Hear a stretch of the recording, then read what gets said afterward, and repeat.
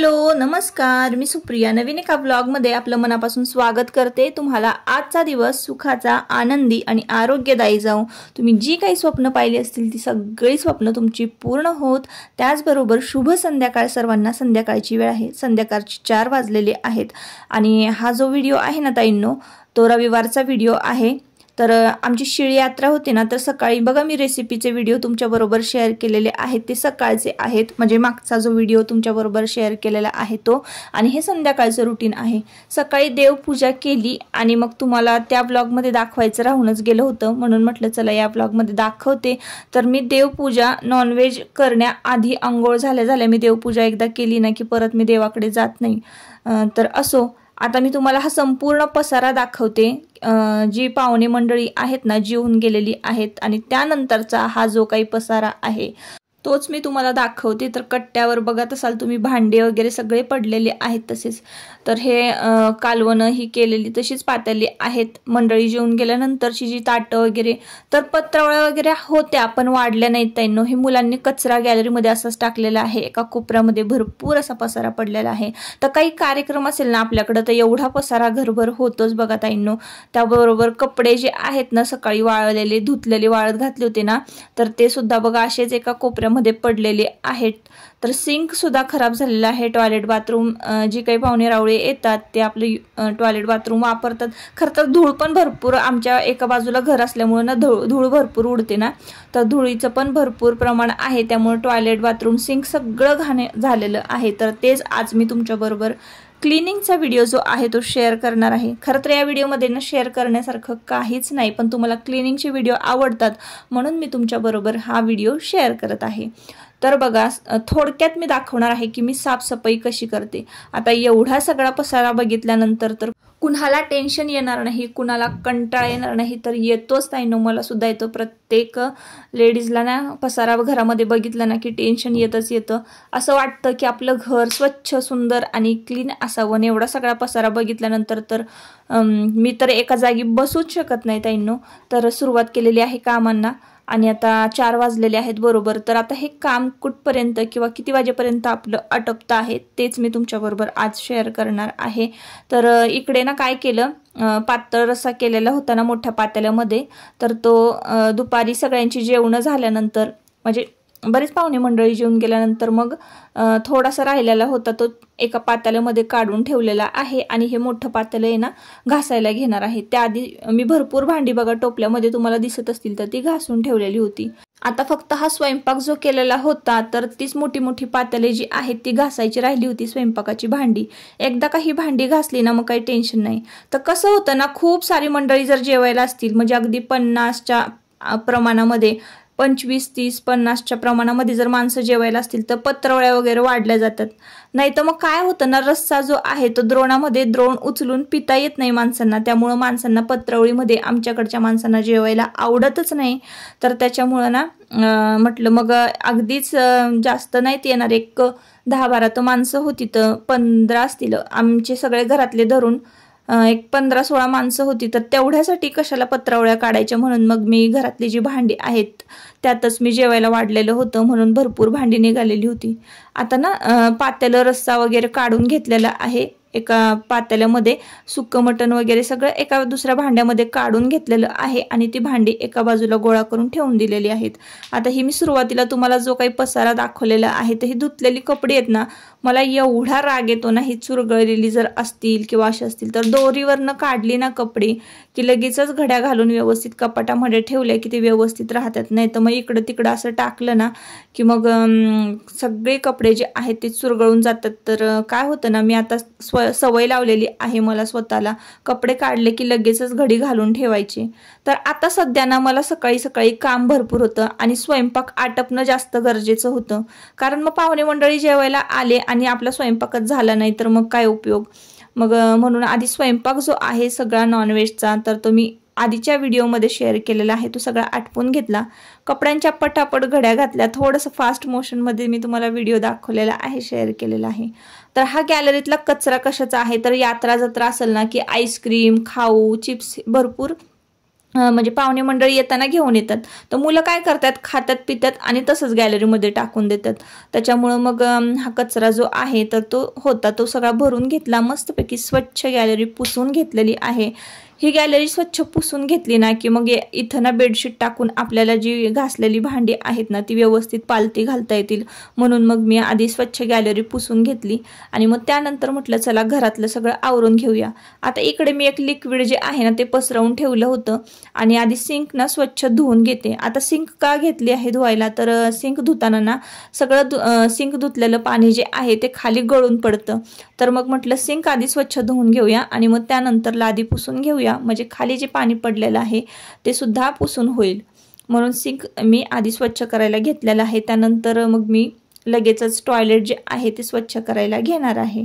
तर ताईंनो, माझ्या काही कामाचा क्रम नसतो, म्हणजे कुठल्या कामाचा मी अशी क्रमवारी कामं करत नाही.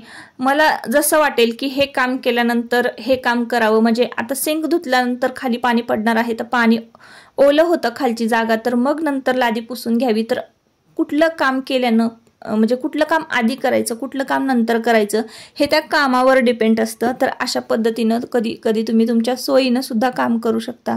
फक्त कामं काय काय करायचे आहेत हे आपल्या लक्षात असलं पाहिजे आणि काम आपल्याला तसं करता आलं पाहिजे. आता जर समजा तुम्हाला जर लादी वगैरे पुसायची, लोटून वगैरे काढायचे, तर तेवढ्यात तुम्ही काय करायचं, मशीन वगैरे लावून दिली ना तर कपडे तेवढेच भिजतात.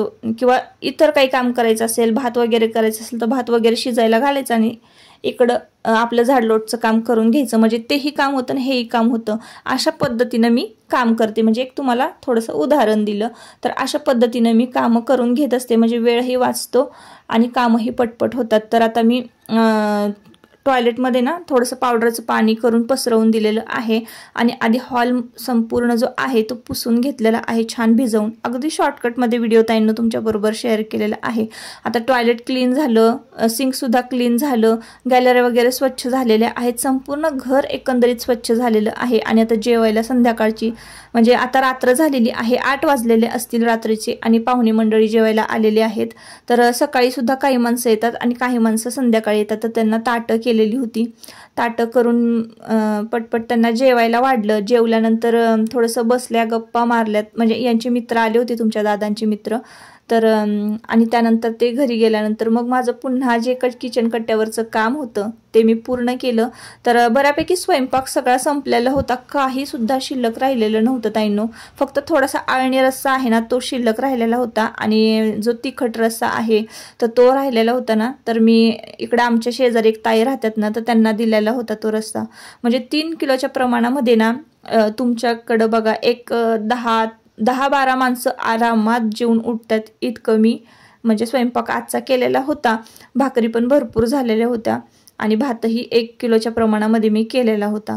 तर कट्टा पण आता आपला सगळा क्लीन झालेला आहे, स्वच्छ आवरून झालेला आहे. बरीच भांडे मी घासली, फक्त भांडे घासताना जो व्हिडिओ आहे तो मी स्किप केलेला आहे. आता किचन कट्टा स्वच्छ झाला ना की माठ वगैरे धुवून स्वच्छ भरून ठेवला आणि नॅपकिन जे आहे ना तो दुसरा नॅपकिन मी इथं वापरायला काढलेला आहे. तर इथं तुमच्या दादांची बॅग भरायची चाललेली आहे. दादांना तुमच्या मुंबईला अचानक निघावं लागलं, माल आणायचा होता त्यामुळं, तर ते मुंबईला निघालेले आहेत. आत्ता वाजलेले आहेत रात्रीचे 11. तर कट्टा वगैरे स्वच्छ झाला ना की लगेचच मी नॅपकिन सुद्धा चेंज करून घेत असते. आणि हा जुना जो नॅपकिन आहे म्हणजे नॉनव्हेजसाठी जो वापरलेला आहे ना, तर त्याने म्हटलं चला मिक्सरचं तोंड वगैरे जरा स्वच्छ पुसून घेऊया, म्हणजे कसं एकंदरीत सगळं स्वच्छ असेल ना तर तेवढं तरी कशाला खरकटं ठेवायचं, म्हणून मिक्सर सुद्धा छान पुसून घेतला. आणि अशा पद्धतीनं बघा छान चकाचक किचन कट्टा, टॉयलेट, बाथरूम सगळं संपूर्ण घर जे आहे आपलं, ज्याला आपण म्हणतो की डेली क्लिनिंग, हे अशा पद्धतीनं झालंच पाहिजे. तर थकवा तर खूप आला होता ताईंनो. स्वयंपाक झाला ना की कुठलंच काम जे आहे ते आपल्याला करावंच वाटत नाही. कारण कसं असतं, आपण एकतर स्वयंपाक करू शकतो किंवा क्लिनिंगचं काम करू शकतो. क्लिनिंग आणि स्वयंपाक खूप अवघड गोष्ट आहे आणि असं वाटतं की म्हणजे नाही का, जे बाहेर वर्किंग वुमन ज्या आहेत त्या तर कसं दोन्हीही मॅनेज करतात ना, तर खरंच मी तर त्यांना हॅट्स ऑफच करते की दोन्हीही घर आणि काम कसं मॅनेज करतात. कारण मी फक्त घरी राहून ना मला घरातलीच कामं पटपट आटपत नाही. तर असं ताईंनो, आता इकडे बघा पुढे ना मी तुमच्याकडे म्हणजे तुम्हाला दाखवते की तिथं 2 लेडीज बसलेल्या होत्या ना, त्या सुद्धा बाहेर भांडेच घासत होत्या. तर आज त्यांची सुद्धा यात्रा होती, म्हणजे आमच्या गावचीच यात्रा होती ना, तर वस्तीवर सगळ्यांकडे यात्रा होते, सगळ्यांकडे पाहुणे मंडळी जे आहे ते जेवायला येणार होते. इकडं पिको फॉलच्या साड्या ज्या आहेत एका कस्टमरच्या आलेल्या आहेत, तर त्या आता उद्या करते. इकडचा बऱ्यापैकी पसारा सगळा आवरून झालेला आहे, कारण सुरुवातीला तुम्हाला दाखवलं मी कोपऱ्यामध्ये सुद्धा भरपूर पसारा पडला होता. लाल तिखट तसंच दळून आणलेलं आहे, तर ते सुद्धा व्यवस्थित स्टोअर करून ठेवायचं आहे. भरण्या वगैरे घासायच्या आहेत. त्यानंतर पापडाचं जे पीठ आहे उडदाचं ते सुद्धा दळून घेतलेलं आहे. आपले उडदाचे पापड करायचे राहिलेले आहेत. बऱ्यापैकी उन्हाळी काम आपलं उरकत आलेलं आहे. फक्त यात्रामध्ये आली ना, त्यामुळे ते काम जे आहे ते तिथंच थांबलं होतं. तर आता फक्त उडदाचे पापड करायचे राहिलेले आहेत. आता रात्रीची वेळ आहे आणि संपूर्ण हॉल जो आहे तो मी अशा पद्धतीनं आवरलेला होता जेव्हा जेवायला माणसं येणार होती तेव्हा. आणि सकाळी मी तुम्हाला देवपूजा दाखवली, तर फुलं किती छान उमललेली होती. आता जास्वंदीची फुलं मावळलेली आहेत. तर अशा पद्धतीनं ना घर झोपायच्या आधी एकदा मी छान चकाचक करून घेते. तर आता इथे बघा देवांशचं काय चाललेलं आहे. जोवर मी झोपत नाही ना, माझी कामं आटपत नाही ना, मी बेडरूममध्ये येत नाही, तोवर मुलं सुद्धा झोपत नाही. कारण एका ताईंची कमेंट असते की ताई तुमची मुलं कशी झोपलेली असतात, तुम्ही एवढ्या उशिरा रात्रीपर्यंत काम करता. तर खरं तर माझी मुलं झोपत नाही. कधीतरीच खूप थकलेली जर असली तर मग छान अशी थंडगार जर बेडरूममध्ये हवा येत असेल गॅलरीतून आणि छान फॅनवर चाललेला असेल तरच त्यांना झोप येते आणि ते लवकर झोपतात एखाद्या वेळेस. नाही तर मग ते असे काहीतरी उद्योग करत बसतात. तर आज ना दादानं देवाला कॅलिग्राफी शिकवलेली आहे, म्हणजे कॅलिग्राफीमध्ये कसं अक्षर काढायचं. तर तो पहिल्यांदाच बघा आत्ताच त्याने पेन धरलेला आहे, तर किती सुंदर असं अक्षर त्यांनी काढलेलं आहे, श्री काढलेला आहे. तर तुम्हाला एक अनुभव मला शेअर करताना म्हणजे करायला आवडेल तुमच्याबरोबर. तर ह्या वर्षी ना, मागच्या वर्षी त्याला पेन्सिलसुद्धा हातामध्ये धरता येत नव्हती आणि त्याच्या टीचर ज्या आहेत ना त्या इतक्या ओरडायच्या ना की याला रायटिंग करता येत नाही अजिबात, त्याला म्हणजे हाताला धरून शिकवावं लागतं असं या सगळ्या गोष्टी. तर नंतर काय झालं, मग मला सुद्धा वेळ नसतो त्याचा अभ्यास घ्यायला, पण त्याचाच तो इतका छान शिकला ना दादाबरोबर की त्याला म्हणजे अक्षर वळवायला शिकवणं काही गरजेचंच नाही मला वाटलं. इतकं सुंदर तो शिकलेला आहे. थांबा, मी कसं करतो ते बघा. परत लाईन खिचायची आणि ना असं आणि ना टाइम असं मग झालं बघा किती सोपं आहे ते. तर इकडे बघा आता आयुषदादा घरी आलेला आहे. तर आयुषदादा ना कुस्तीला गेला होता आणि आयुष्यातली त्याची आजची पहिली कुस्ती होती आणि मला वाटलं नाही की तो जिंकेल, पण तो जिंकला. तर मला इतका आनंद झालेला होता ना, कारण आयुष्यातली त्याची ही पहिली कुस्ती होती. पहिल्यांदा तो आखाड्यात उतरलेला होता आणि पहिल्यांदाच त्यानं बक्षीस मारलं. तर खूप भारी वाटलं. इकडं बघा त्याचे मित्रांचे नातेवाईकांचे फोन येत होते आणि इकडं बाबांनी लगेचच बघा मीठ उतरवून टाकायला मिठाची भरणी आणलेली होती. तर खूप आनंद होतो अशा गोष्टीतून. मुलं म्हणजे नाही का, एखादं बक्षीस मिळवलं ना त्यांनी की त्यांच्यापेक्षा डबल आपल्यालाच आनंद होतो. तर मला तर खूप आनंद झाला होता ताईंनो, कारण मला वाटलंच नाही की तो जिंकेल. कारण खूप तयार मुलं मैदानामध्ये उतरलेली होती आणि त्यांनी पहिलं मैदान मारलं. तर मला खूप खूप भारी वाटलं. त्याचं स्वप्न जे आहे ते मी तुम्हाला पुढे सांगेनच. खूप मोठं असं त्याचं स्वप्न आहे आणि त्याचं औक्षण वगैरे मला करायचं होतं, पण आता नॉनव्हेज जेवलं होतं तर त्यामुळं म्हटलं तिथे देवाला हात लावायला नको देवघराला, त्याच्यामुळं मग मी त्याचं औक्षण करू नाही शकले. तर असो, तर आपला आयुष जो आहे तो जिंकलेला आहे. तर त्याला खूप खूप शुभेच्छा द्या आणि तुमचं प्रेम असंच आपल्या चॅनलवर माझ्यावर असू द्या, तुमचा आशीर्वाद. तर तुम्हाला आजचा व्हिडिओ जर आवडला असेल ना, होता खूप साधा सिंपल फक्त क्लिनिंगचा, पण तुम्हाला जर माझं क्लिनिंग आवडलं असेल ना तर नक्की आपल्या चॅनलला सबस्क्राईब करा आणि व्हिडिओला एक लाईक करा.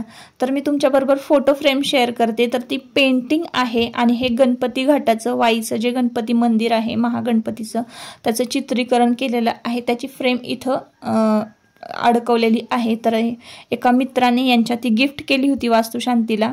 हा एक छोटासा कॉर्नर आहे, तिथं ही पितळाची बकेट घेतलेली आहे आणि एक त्यात छोटंसं झाड लावलेलं आहे. तर त्या झाडाला ना भरपूर असं पाणी घातलं होतं आणि छान वाऱ्यामध्ये ठेवलं होतं.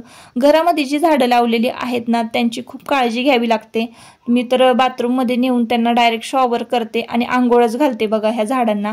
त्यामुळे त्याची पानांवरची धूळ पण गळून पडते आणि छान ताजेतवाने होतात. एका व्हिडिओमध्ये मी तुमच्याबरोबर शेअर केलेलं आहे की अशा पद्धतीने मी इंडोर प्लांट जे आहे ते भिजवत असते. तर आत्ता वाजलेले आहेत रात्रीचे 12 12:30 आणि हे सगळा संपूर्ण पसारा आवरल्यानंतर ना थोडा तरी ताईंनो थकवा येतो. तर माझी साडी कुठं, चेहऱ्यावर डोळे सुजलेले आहेत, खूप सारी झोप आलेली आहे. तर असो, आता एक छानसा नवीन व्लॉग घेऊन येईन जो की तुमच्या फायद्याचा असेल, काहीतरी तुम्हाला छान मोटिवेशनल सांगावंसं. कारण क्लिनिंगचे व्हिडिओ जर असतील ना तर ते मी एवढं काही तुम्हाला सांगू शकत नाही. तर असो, आजच्या व्हिडिओचा मी शेवट इथंच करते. आपण परत पुन्हा भेटूया नवीन एका व्लॉगमध्ये. तोपर्यंत स्वतःची काळजी घ्या, मजेत राहा, टेन्शन फ्री राहा. Bye bye.